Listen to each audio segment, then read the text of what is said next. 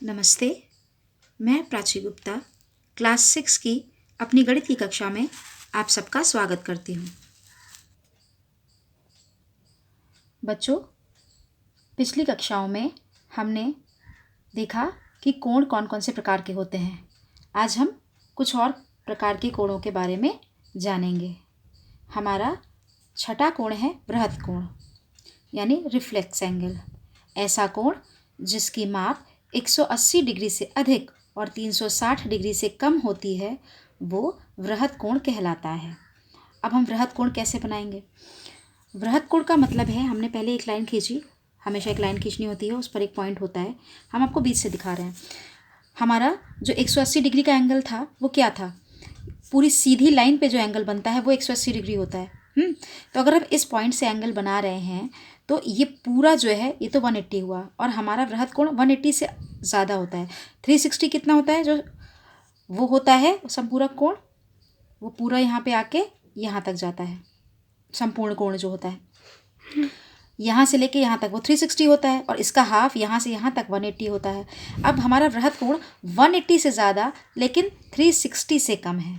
तो हम अगर ऐसे चांदा इस पॉइंट पे रखते हैं हम अपना, तो 180 तो यहाँ तक आ गया, यानी ये कोण यहाँ से शुरू होके यहाँ तक आएगा, इससे भी बड़ा होना चाहिए।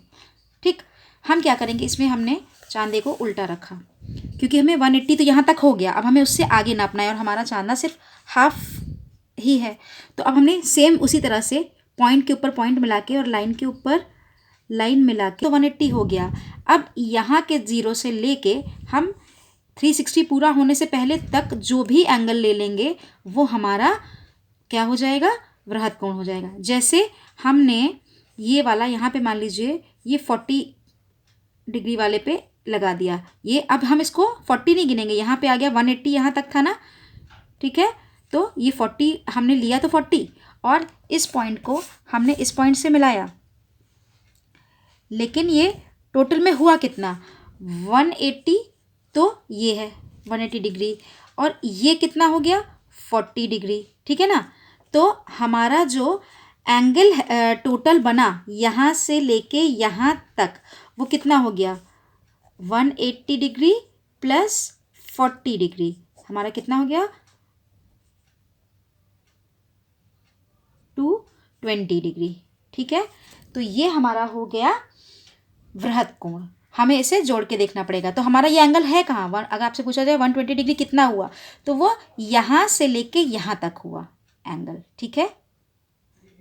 हम चाहें तो ये पॉइंट इस लाइन पर भी ले सकते हैं, यहाँ पे भी ले सकते हैं, और ये पूरा ऐसे आएगा। अगर हम इसी लाइन पे एक और जगह हम आपको एक और बना के दिखाएं एंगल, तो हमने अगर ये पॉइंट लिया, इसमें तो इसको ए मान लिया, ये बी हो गया और ये सी हो गया।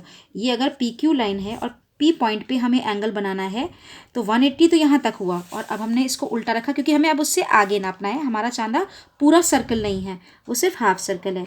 तो हमने क्या किया, यहाँ पे मान लीजिए 60 डिग्री तक ले लिया, ठीक है, और इसको हमने ये ऐसे मिला दिया, ये हमारा आर पॉइंट हो गया, ठीक है। तो यहाँ से लेके यहाँ तक कितना हुआ? 180 डिग्री प्लस 60 डिग्री 240 डिग्री, यानी कि ये जो हमारा है ये 240 डिग्री का एंगल है यहाँ से लेके यहाँ तक का, और ये हमारा बृहद कोण है। और ये कौन सा है? 180 डिग्री तो यहाँ तक हो गया, 40 डिग्री इधर का हो गया, तो ये टोटल जो हुआ वो हमारा हुआ 220 डिग्री। ये हमारा बृहद कोण है।